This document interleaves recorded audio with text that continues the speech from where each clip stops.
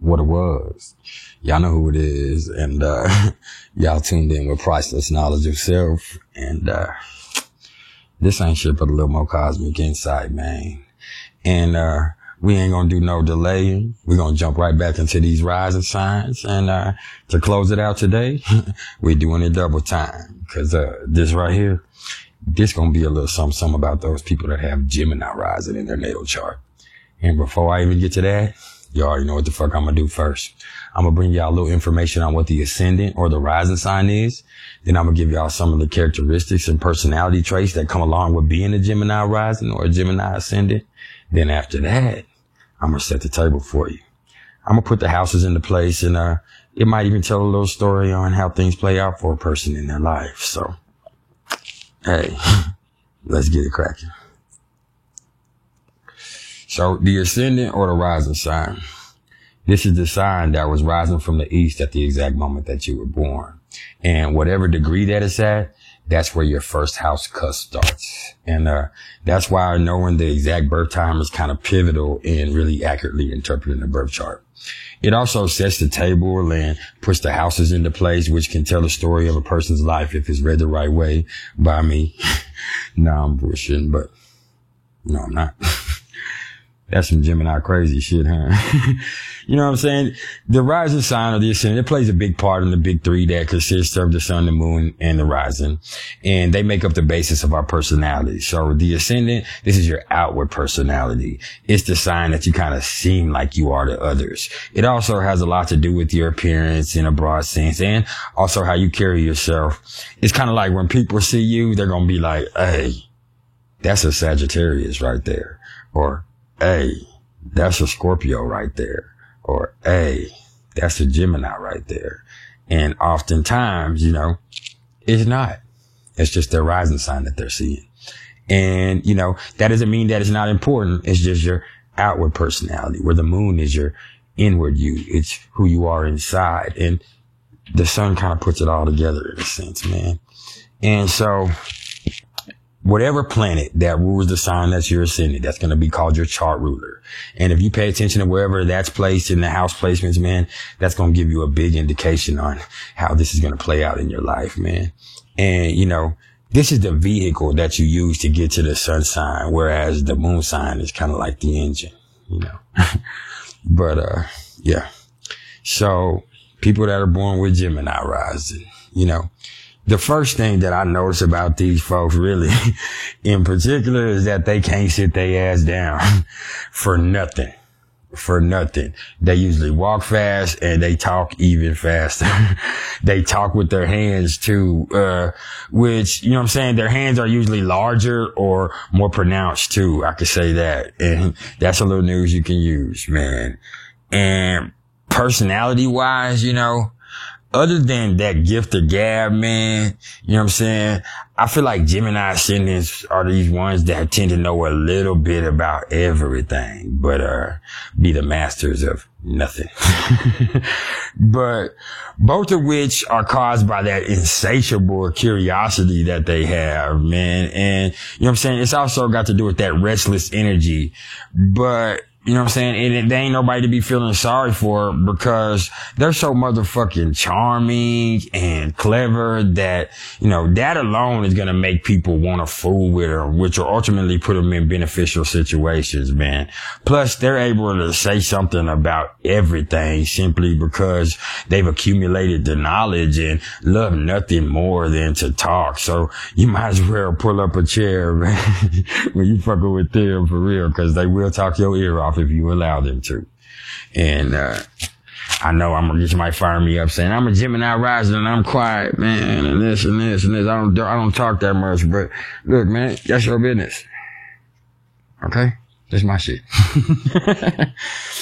I think it's worth noting too that the mutable quality is never more apparent than with them because, you know what I'm saying, there's not anyone that's more adaptable and engaging as a motherfucking Gemini ascendant, man. And, you know what I'm saying, they greet each new lesson, even if it's a hard one, with the little mischievous smile. And me personally, I love that, man. And don't get it twisted. I have big old hands and everything, but, I ain't no Gemini rising. And I can talk a little bit too, you know what I'm saying? But I have Chiron and Lilith in 8th house Gemini, okay? I don't have any other Gemini place. Well, Vedic, I'd be a Gemini, but I'm a Cancer. But enough about me. Another thing I want to say about them, to sum it up, y'all, is these are some of the most amiable, talkative, open, quick-witted, mischievous motherfucking people who always want to learn something more. And, you know what I'm saying? They have a deep inherent need to communicate that knowledge in a multitude of ways, man. They love to read, and they make extremely gifted journalists, writers, broadcast DJs, poets, and anything that's just based on wordplay and open communication, man. They need variety too. You know what I'm saying? And this is always going to be an integral part of whatever motivates them, man, because, you know what I'm saying? You can't tie a Gemini rising down. And the more I think about it, it's normal for these folks to see things from a broad point of view rather than a deep one. You know what I'm saying? So I'd be very careful with knowing what the fuck I'm talking about before I speak on it, where I Gemini rising. You know what I'm saying? Cause nothing feels worse than being made to feel stupid in front of people. And if we don't take the time to go beyond surface level knowledge in acquiring it, you know what I'm saying? That's definitely a real danger, man. But other than that, man, Gemini risings are going to be fun. You know what I'm saying? They're going to be cool. You know what I'm saying? And they're going to be willing to help you, man. These are pleasant people, man. That's just cool. They're mischievous, and I can't say they're going to be the most honest people in the world, but hey, man, it's all gravy. You know what I'm saying? So let's set the table. So the first house is Geminis ruled by Mercury, and they're probably natural comedians, but at the very least, man, they always have something to say. Very observant and into socializing, but also weirdly introspective and introverted too. Thoughtful and just quick in every way. Quick hands, quick mouth, quick mind, quick feet. Like usually they're quicker people that be on the go. You know what I'm saying? The second house is Cancer, and it's ruled by the moon. And these people get emotional about their money and possessions. Or, you know what I'm saying? They get their money through nurturing or dealing with emotions. Or they could work from home or a family business. They could have inherited things from their mother. You know what I'm saying? This could go a lot of different ways, man. But what I see there is that in some way, emotions are tied in to financial possessions or, you know what I'm saying, material wealth. And so 3, that's the third house is ruled by Leo in the sun, and they could have a sibling that's a Leo or exhibited those Leo traits, to say the least, or they themselves were show-offs of the bunch. You know what I'm saying? Were the show-offs of the bunch, pardon me. They're gifted speakers, man, that speak proudly, beautifully, and with confidence. You know what I'm saying? Loud.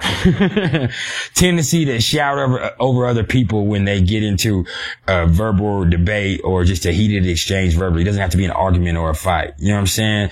But either way, they have that gift of gab. You know what I'm saying? And they can really command a room verbally with Leo ruling over that third house, man. And I have Mercury in Leo, so I understand this for real. You know what I'm saying? And so the fourth house is ruled by Virgo and Mercury, and they could have had a Virgo mom or just a hardworking mom that, you know what I'm saying, showed up daily, and a mom that stressed to these kids that, hey man, you need to do your motherfucking chores. You know what I'm saying? Like, you have responsibilities, and she instilled this in them. You know what I'm saying? And they expect everybody at home in their house now to do their part. And, you know what I'm saying, their shit is probably immaculately clean, and they're meticulous about it. You know what I'm saying? I was talking to this Gemini rising motherfucker one time, and they were showing me pictures of that their kids have been cooking. I was like, damn. And you know what I'm saying? They said, gotta teach them young. And that's with Virgo being in that fourth house, man. That's what that has to do with. And so moving on, The fifth house is Libra and is ruled by Venus, and, you know, they could create beautiful things, including children. They could had a Libra child as their first child. You know what I'm saying? They really enjoy things, you know what I'm saying, doing things with their partner above all else, man. You know what I'm saying? They're probably great musicians, dancers, painters, you know what I'm saying? And they need to learn how to balance between their relationship and whatever it is that they find fun, or incorporate the two. And that's just a little trick. So the sixth house for them is ruled by Scorpio and Pluto, and they're intensely focused on their jobs, their health, and, you know what I'm saying, efficiently getting through the day to day. And they make awesome detectives and investigators, and they could have some freaky shit going on at work. You know what I'm saying? They could have some freaky shit going on at work or with their coworker. You know what I mean? Or they could just, you know, really have some dark shit going on. You know what I'm saying? Some resentment even with their job, maybe right there. There's a lot that could be, you know, that's deep. That's deep. That's Scorpio energy. So the seventh house, the descendant, is Sagittarius and is ruled by Jupiter. And they're meant to be with someone, you know what I'm saying, that's wise and bold and not afraid to speak their mind. You know what I'm saying? They could be with somebody that's a foreign origin or a different religious belief or culture or different race. You know what I'm saying? Could be with a preacher or a professor or a philosopher, or even be in a long distance relationship. You know what I'm saying? They could get luck from these relationships too, man. Like, this is a beautiful placement because this is bringing luck into your relationship realm with Jupiter. And so with the eighth house being ruled by Capricorn and Saturn, you know what I'm saying? But let me go back to the seventh real fast. There are things that could aspect that negatively. You know what I'm saying? That's just putting the color there. You know what I'm saying? If you want to flavor it, you have to see what planets are in this house, and then you'll know what's going on there. You know what I'm saying? But anyway, the eighth house is Capricorn and Saturn, and they're obsessed with power and even turned on by it. You know what I'm saying? They throw their weight around, you know what I'm saying, a little bit. Extremely stoic too, you know what I'm saying? Kind of to a fault. You know what I'm saying? They have ice in their veins with Capricorn, you know what I'm saying, in the eighth house. And if some deep shit is going down or some really fucked up shit is going down, like, they are the ones you want in your corner because they get stiff. They get stiff. In the face of the shadow of death, they get stiff. And hey, that's respectable in my fucking opinion. Okay, the ninth house is Aquarius and is ruled by Uranus and Saturn to a lesser degree. And they're very flexible, man. And, you know what I'm saying? They probably, have a radical or eccentric belief system that's different than everybody else. Could have had an Aquarius grandparent or in-law, you know what I'm saying? Could go to school or college for something technical or mechanical. They could be into NASA stuff, astronomy or astrology. Like, these people would make amazing astrologers. You know, Aquarius there, man, like, they could have some kind of tech business going on overseas in China or something. There's a lot of stuff that could be. But moving on, if that's their ninth house, then their 10th house is Pisces, you know what I'm saying? Or Neptune. So they're a Pisces midheaven. And, you know what I'm saying? They're floaters with big dreams. That, you know what I'm saying? They can manifest anything. Anything. You know what I'm saying? Tyler Perry, for instance. You know what I'm saying? You know what I'm saying? That's a Gemini rising. You know what I'm saying? Their spirituality is what brings them success. You know what I'm saying? In a way. Or it could be what brings them success. Or, you know what I'm saying? They could be, with this to be the Pisces midheaven, they could be running from their career and not realizing their potential. Or they could be dream dealers, drug dealers, all kinds of things with Pisces in the 10th house. You know what I'm saying? It's the mysterious, you know what I'm saying? Sleep analysts, you know what I'm saying? Psychologists, you know what I'm saying? But what I really see there is that if they want to be successful, they better incorporate some motherfucking compassion. That's what I see. Their 11th house is ruled by Aries and Mars, and they don't do well in groups, man. A lot of conflicts, you know what I'm saying, are going to arise if they ain't running the show in any group dynamic. You know what I'm saying? And this is always going to be an issue. And at the same time, they could always have conflict within their group, but they're going to have a clique full of riders with the 11th house Aries. You know what I'm saying? They're going to have a clique full of riders. They ain't gonna really be fucking with motherfuckers that's just weak, that they feel like is soft, because they just ain't about that, man. You know what I mean? So that's pretty cool. The 12th house is Taurus and Venus. And, you know, regardless of, you know, the stigma or the Gemini stereotypes, pardon me, they have a very stable and stubborn mind, man, that, is focused on building something real. And, you know, there's a lot, man. Let me think. You know, they could care too much about their possessions or about what other people have, and it could drive them.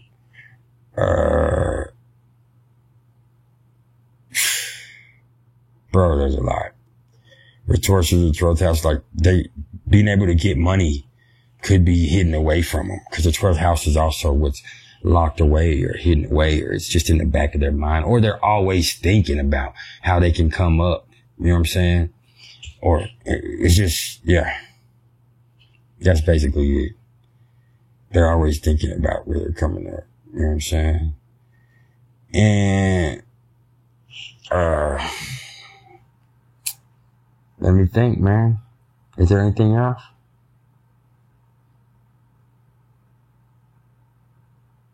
No. Well, y'all, it's been a pleasure. Just understand that just because you built like that, it don't mean you have to build like that, man. It don't matter what your rising sign is, man. It just don't matter. Life is what you make it. What you do with it is what you do with it. You understand? Hey, I appreciate all the love and support. Okay? If y'all fuck with me, hit that like, share, and subscribe, man. You know what I mean? If you ain't fucking subscribed to me and you watching this and you dig this shit, man, you need to subscribe, man.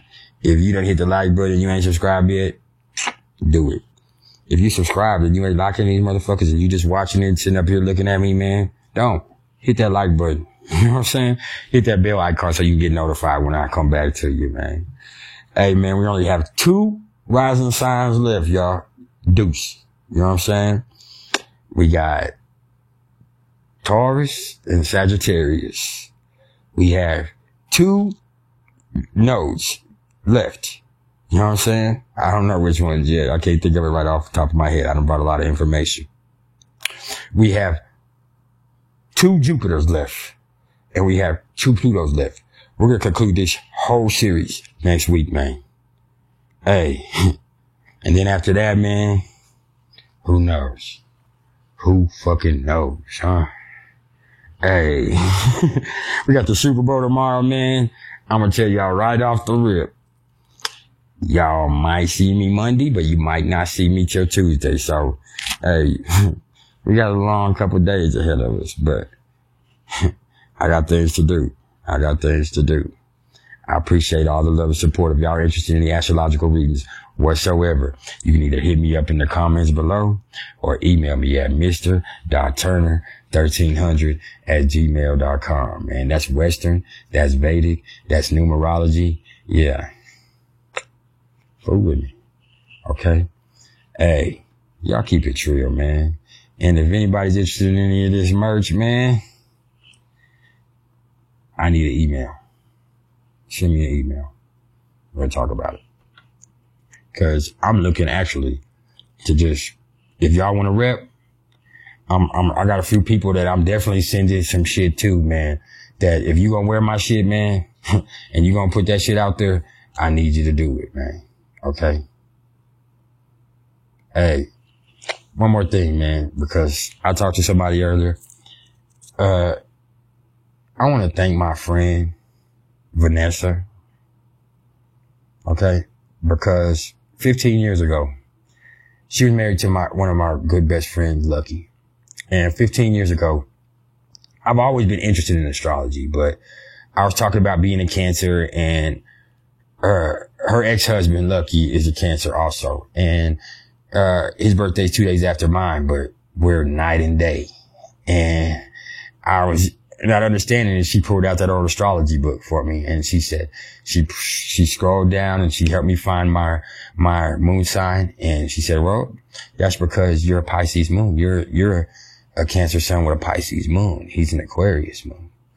And so it just made a lot of things make sense, man. And then she showed me that Robert Williams, had those two same placements. And I ended up finding out later on that he and I shared, 6 out of 7 of the major planets. You know what I mean? So, I was really always interested in that, man. And that day did change my life, man. And she never understood that. And, I spoke to her about it here recently, man, and thanked her personally. But hey, man, you never know what you do that could change somebody's life, because look where we at now, man. Look where we at now, man. And all it was is her doing a simple gesture to help me understand me. So here I am to help y'all understand y'all. And I'm taking it way to the next level, because y'all fucking with the right one. Don't go backwards.